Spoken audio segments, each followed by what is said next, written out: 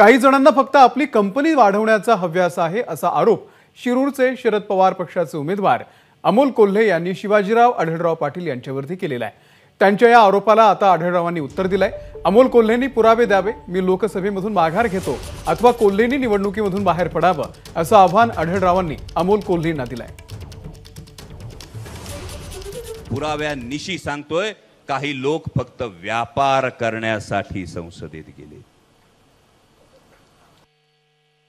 मी प्रश्न बघितले आणि 60-70 प्रश्न फक्त संरक्षण खात्यावरचे प्रश्न।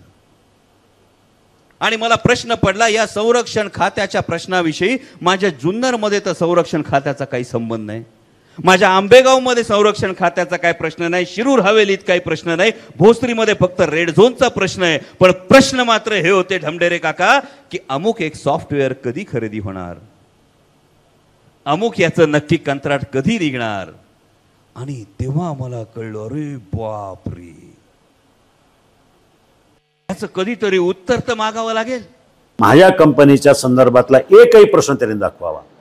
मी माझ्या कंपनीच्या, माझ्या व्यवसायाच्या संदर्भातला एकही प्रश्न विचारला नाही। माझं तेवढं प्रामाणिकपणा जनतेला माहिती आहे।